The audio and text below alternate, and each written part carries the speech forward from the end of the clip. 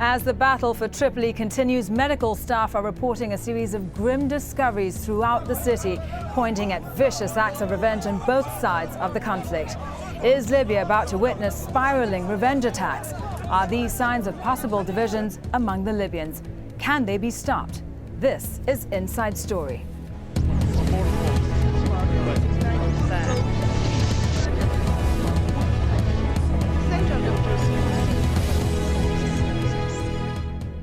Hello and welcome to the program. I'm Shakun Tilasantharan. As Libyan rebels make more gains and Muammar Gaddafi's loyalists continue their resistance in the Libyan capital and other parts of the country, fighters on both sides have been accused of taking part in mass executions following the discovery of scores of bodies across Tripoli. The United Nations has called on all sides in the Libyan conflict to take steps to ensure that there are no acts of violence and revenge. Al Jazeera has found an almost abandoned hospital in Abu Salim, the area that the rebels now control after heavy fighting. From there, Andrew Simmons reports.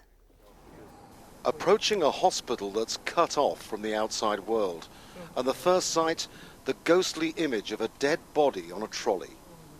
What's to come is more shocking. Bodies dumped next to piles of rubbish, 19 of them decomposing in the heat. And it gets worse. Inside, we follow a trail of blood and an acrid, sickly smell. This is Abu Salim Trauma Hospital, but there are no nurses in sight, no doctors. We're given face masks, but there's no way to prepare for a sight like this. Behind the doors, in a side ward for the sick, all you see is the dead. Young, old, no names, placed in beds, covered in an attempt at some dignity. This is absolutely appalling. So hard to describe the stench of death in that room. Walking through a hospital that appears to be completely abandoned, stale blood on the tiles, like something out of a horror movie, but worse because this is real.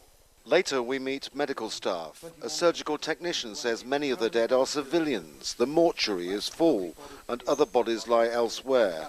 But he isn't precise on the total number. I think more than 100. More than 100? I think. This is supposed to be intensive care.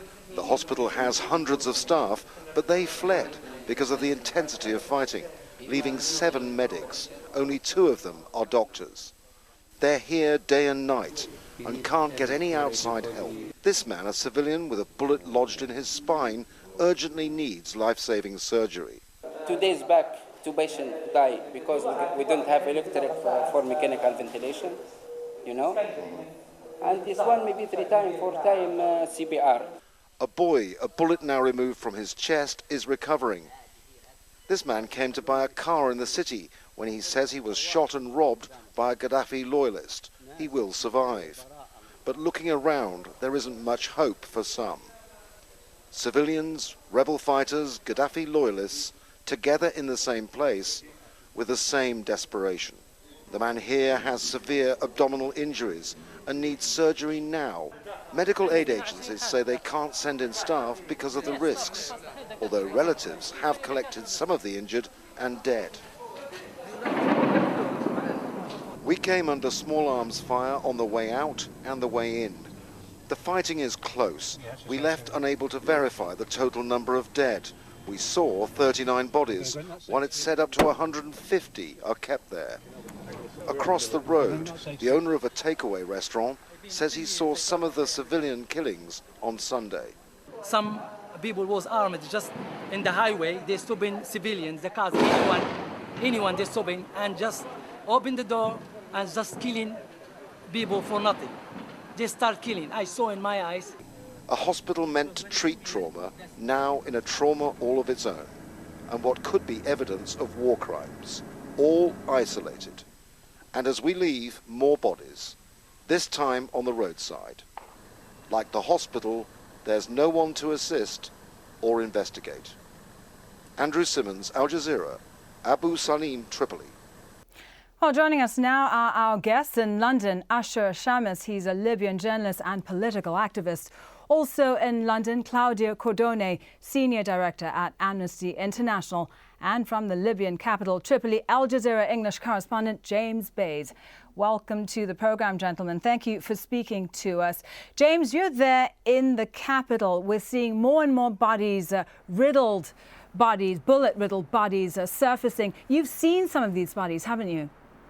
Yes, I have. I went to the Mitiga Hospital. That is a hospital that was military run next to the Mitiga military airport in the east of Tripoli.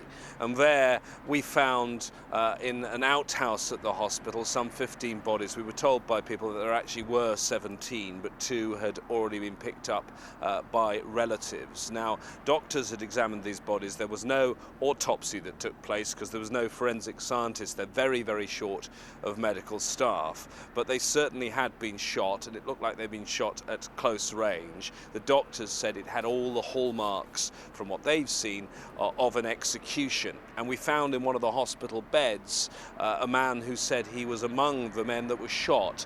He says they were all prisoners and they were being held near the Bab al-Azizia compound. And when the opposition forces came to that compound and started to break their way in, the Gaddafi forces went down to the cells, opened the cell doors, and then sprayed these men with bullets. And the one man we spoke to, who had 3 bullet wounds, said he was amazed that he somehow survived what happened, but these other 17 men, it appears, didn't survive, and we saw the decaying bodies there in the hospital. If what everyone told us there is true, then that clearly, I think, is a war crime. Claudio, is this evidence that revenge killings are taking place? What other proof does Amnesty have that revenge attacks are taking place in Libya?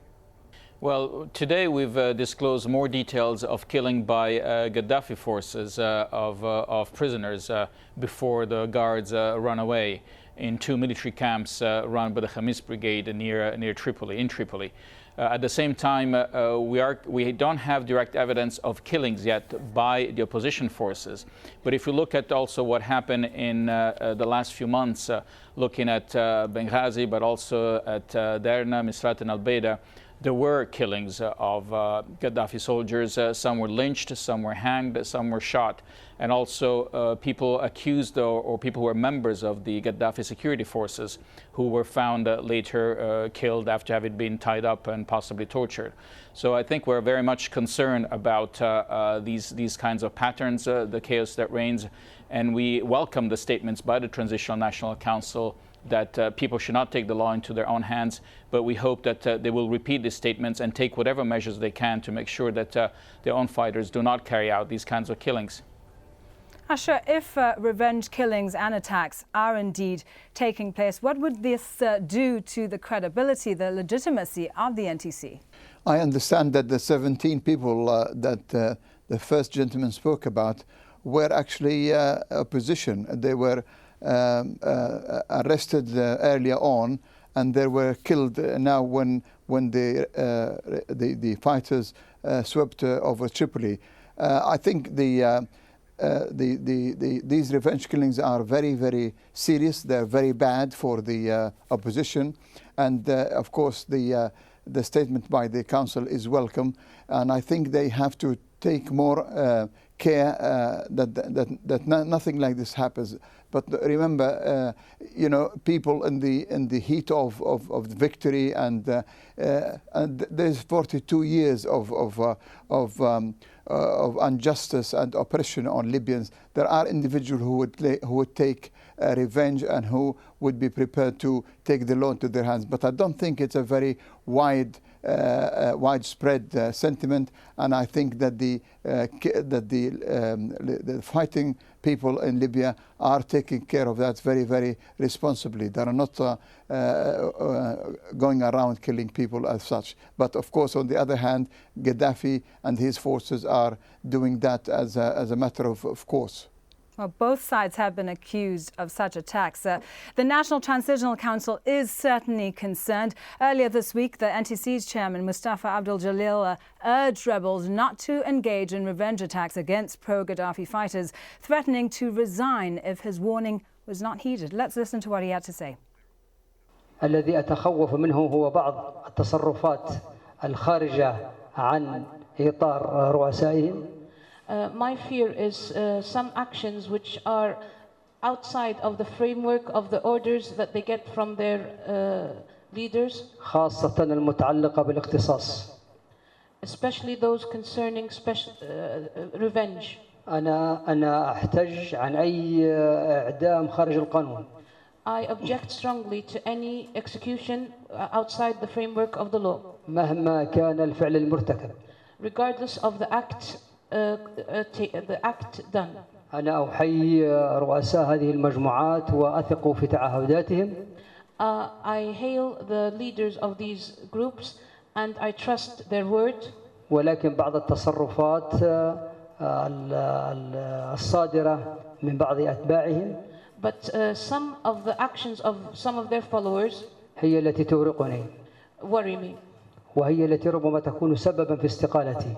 And these might be the reason or the cause of my resignation.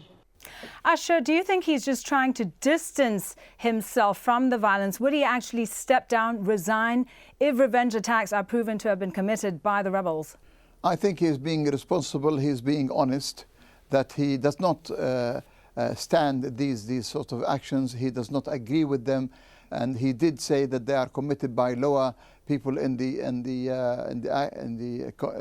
forces, but the leaders or the military leaders do not have this policy. They don't order these killings, and that if they do happen so often or more than if they do happen again, he will resign. And I think I believe him.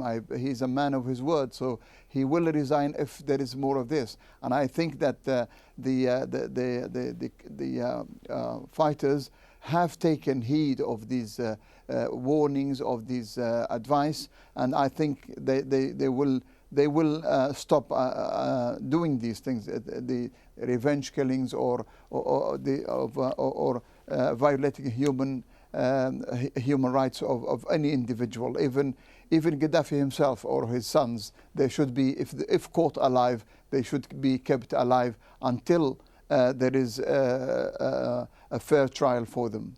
Well, clearly an investigation is needed to determine if revenge killings are indeed taking place on either side. Claudia, who does Amnesty International think should conduct such an investigation?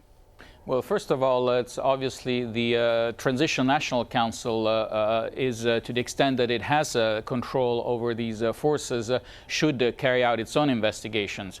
Unfortunately, some of the actions that have happened in Benghazi that I referred to before have yet to be clarified. To our knowledge, no one has been brought to justice. There isn't really an effectively functioning judicial system, and so things are a bit in the air, even in Benghazi. But the first thing is, of course, for the Libyan authorities, the one that are now about to effectively take in power over the country, to make sure that this thing stopped and that people do observe the rule of law. Let's not also forget that the International Criminal Court now has jurisdiction on Libya, and that applies to anyone that commits these kinds of war crimes and other crimes within the jurisdiction of the court. This is not just Gaddafi, his sons, or his forces, but anyone else that carries out those crimes could potentially be tried before the International Criminal Court. But the main effort should be done by the Transitional Council. The declaration by Mustafa Abdel was a very good sign. It was done early on, but we need more of that and more actions, whatever it's possible, to contain these kinds of killings. James, is this the beginning of a spiraling cycle of violence, of revenge attacks in Libya? Well, I don't know. Certainly we are seeing these incidents. There's a swirl of rumours of other incidents. It's still difficult to get around this city. Checkpoints, flashpoints make it hard for us to get everywhere and investigate everything. I think it's going to be something that's going to move from the journalists to the human rights organisation and their researchers to do detailed research on what's happened. We certainly have had abuses by the opposition side confirmed in recent months, looting. I myself has seen opposition fighters very, very badly beating a Gaddafi soldier. There have been allegations. Time magazine say they found some bodies which had their hands tied, and the suggestion was that they were government soldiers that had been executed. I think the problem that the rebel command, the opposition command face is that they really don't control all of these people, because what you have is some of the opposition fighters who are extremely well trained. They've gone through training, they look like soldiers, they're wearing uniforms, some of them, and they know what they're doing. But I've also seen in the last few days enthusiastic, shall I put it, young men with guns, some of them very young, wandering around the city. Guns are easily available because Gaddafi put guns there for his people. He opened up his armories to his people in the areas that he thought were loyal to him. We've also had guns that were taken from the Gaddafi arms dumps by the opposition when they liberated areas, and we've seen the weapons that have been brought into this country from across its borders by foreign backers who've been providing the weapons for the opposition forces. So there are weapons everywhere, and some of these people I don't think are really listening to the opposition commanders and are probably not part of any command structure. Asher, it is vital now for the NTC to try and bring some security, some stability to Libya. How are they even going to begin to try and do this? As James said, hundreds, thousands of rebels and Gaddafi loyalists are walking around with arms. How is the Libyan NTC going to try and disarm these people? You are absolutely right. You are absolutely right. I think Libya is going through a very exceptional phase. There has never been anything like it in Libya for many, many years. And of course, with weapons all over the place, young people putting their hands on weapons, that is very, very dangerous. I think the transitory council or the council after that must take this into consideration and must start an investment of some an investigation of some sort, even though the legal system is not yet properly functioning in Libya. There is nothing to prevent the council from initiating efforts to form proper investigation, maybe with the help of some outside people from Arab countries, from European countries, to put this right away and start the ball rolling and taking action towards anybody who violates human rights or who takes revenge against other individuals. It is very, very dangerous to leave the country like that, and with weapons all over the place and with people running around. Sometimes I feel so frightened when just watching people with guns and firing in the air, because you don't know where the bullets will go. It's very sometimes difficult to even it's a very volatile situation, as very volatile you're saying. situation. Sure. Yes. Yeah, Claudio, what does Amnesty International think? What is to stop these revenge attacks from spiraling out of control? Revenge attacks, if they are indeed that. Well, we recognize that it is a huge challenge, and the Transitional Council may not be in control of many of these fighters. However, to the extent that they are, it is important that they repeat those appeals. One quick measure that can be taken, put into effect, is to remove those who have been carrying out or who are suspected of having carried out revenge killings, torture prisoners and so on, remove them from their position of authority pending an investigation and possible trial.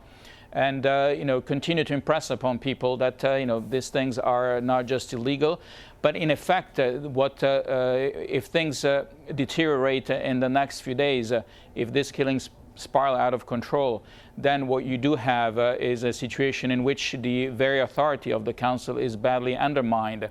And rather than move into a new era of post-Gaddafi without the abuses that have characterized 40+ years of repression, actually some of those things continuing.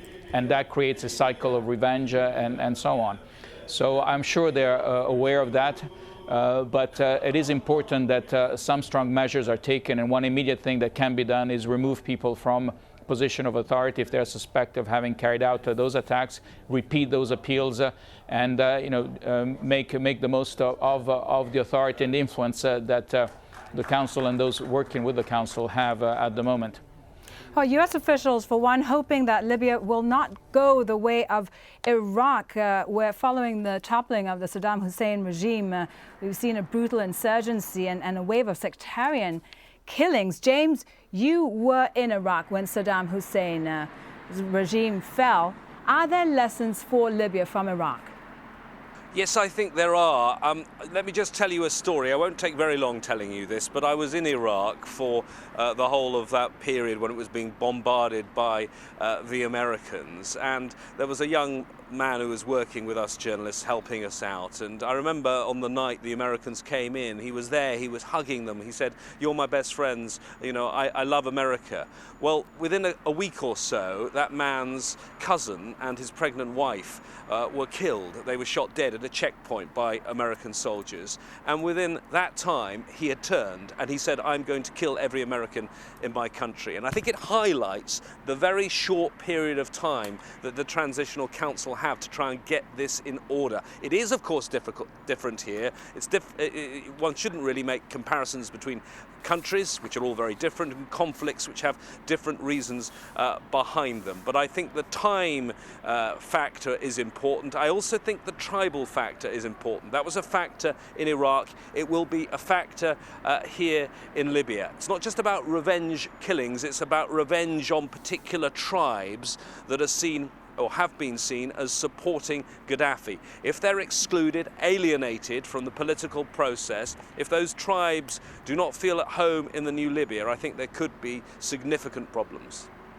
Asher, is the new Libyan government going to include ordinary Libyans and respect the complex tribal structure in the political process? Yes, of course. I don't agree that the tribal element is there in such a way that it is creating animosity between the people and will result in killing of this type. This is not true. This is not existing there. Nor do I agree with the comparison with Iraq. That's a completely different situation. In Libya, there are no factions. There are no people fighting against each other. The only people who are fighting are the opposition against the forces of Gaddafi. And whoever gives himself up, he is safe. But there are some mercenaries and there are some people who are insisting on carrying on the fight, so there is fighting there. Claudio, what is the worst case scenario if the new Libyan government cannot meet the needs of ordinary Libyans and meet these needs quickly? Well, I don't want to look at the worst case scenario. I mean, the challenge before the Council is already huge. The first task, as discussed, is to restore order in the street and security. But immediately what the Council will face is basically you need to build a state from scratch.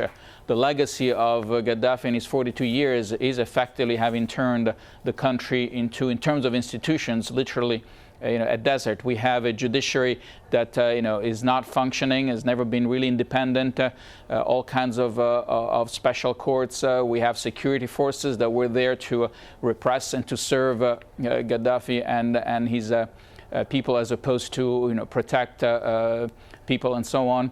So there's a huge challenge that needs to be. No political parties, no tradition of democratic institutions, and so on. And that's going to need to start very soon.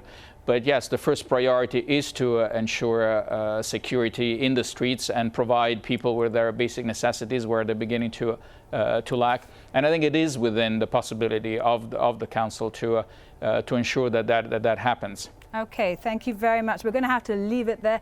Thank you very much to all our guests in London, Asher Shamis and Claudia Cordone, and in Tripoli, our correspondent James Bays.